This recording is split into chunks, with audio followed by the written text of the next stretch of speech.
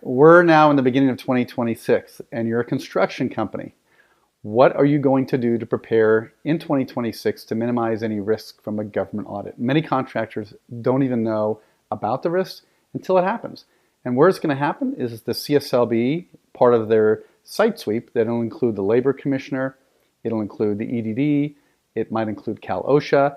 They drive around looking for job sites, and they're going to go onto your job site potentially, and they're going to ask questions of your workers. And the first thing they're going to say is, hey, you over there digging a ditch, or you over there painting this wall over here, do you have a license? And they're going to like, no, I don't have a license.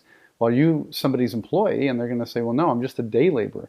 And that's where the problems start, because you cannot be an independent contractor unless you're licensed. And if you're not licensed, you have to work under somebody else's license, which converts you to an employee.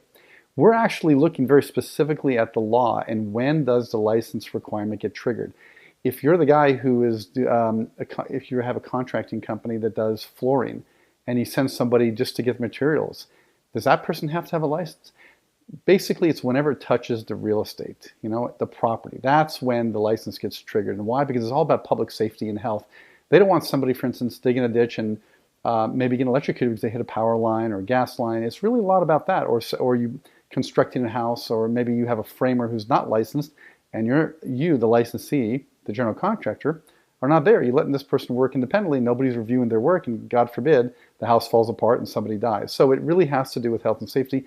It is an important function, but the government is dead serious about making sure that workers are working under someone's license, and therefore, if that's you, if that's your company, you're going to have to pay taxes for that worker. There are ways to break out that job function and say, okay, this guy might be cutting a tile, but he's not actually installing it. So there's probably ways to show the EDD, if you have an audit, that certain people are not doing licensed activity.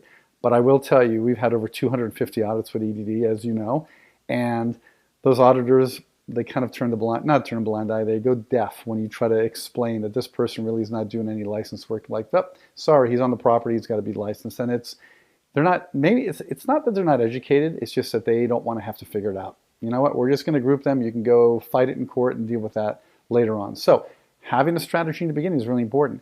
If the CSLB shows up on your job site, instructing your workers, they got to be truthful. They may not be required, unless there's a subpoena and a search warrant, which almost never happens. There may not be a requirement for the worker to have to voluntarily give any information unless they want to. But that comes with a risk. Because we had a roofer where I think it was the owner and his two sons were on the roof, and then they came down, and the CSLB and EDD said, hey, we want to have a discussion with you. And they said, nope, I'm not going to talk, and they left. So they said, okay, we have 2 workers. Why don't we just estimate 4 workers? Just for the heck of it, just to make sure we don't miss anybody. So I like to say that they like to tax ghosts, people that don't exist. How do you prove they only had 2 guys on the job site versus 4? Don't know, right? And so that estimate, what EDD will do, when it reaches an audit after the CSLB investigation, that report goes to EDD and the auditor gets assigned and they start asking questions.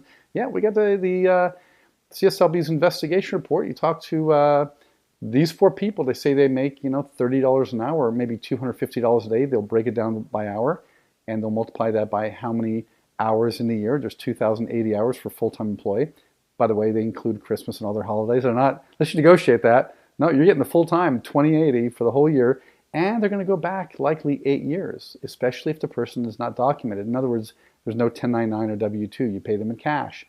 If there is a 1099 and there's other ways they can go to the 8 years, but if you have some other documentation and they are being paid formally, there's checks, there's pay stubs, things like that, then hopefully they'll keep it to 3 years. But it's going to be either 3 or 8 years at full time for ever how many workers they found, and then penalties and interest on top. It's crazy the amount that it could add up to. We had a roofing company came to us 6 months ago. And the son was representing the company in the audit. And they said, look, we're straight. There's nothing wrong here. The audit came back an assessment of $480,000 for a $2 million company. It's ridiculous. And you know what they did? They actually took, this is how they estimated wages. They took transfers from the company's bank account number 1 to the bank account number 2 and says, well, we think those are going to be transfers for independent contractor payments. And when I had the discussion with the auditor, I basically said, you know, you can't transfer money online unless you're a signer on both accounts. Both of these are company accounts. So that transfers not to somebody else. Like, yeah, we don't care. Prove to me that it wasn't to a contractor. So these audits get very wild, but having somebody who's experienced represent the company, talk with the auditor, providing the credible information and limited information, because the EDD is on a fishing expedition, and they're always going to treat everybody as an employee unless you can prove them wrong. That's their motto. You ask any auditor, are my workers automatically going to be construed as employees? Yes, they will, sir. Give me evidence to show that they're truly bona fide independent contractors. And there's a couple laws out there, but it's very confusing for some people, and they don't know what they're getting into. So that's our job.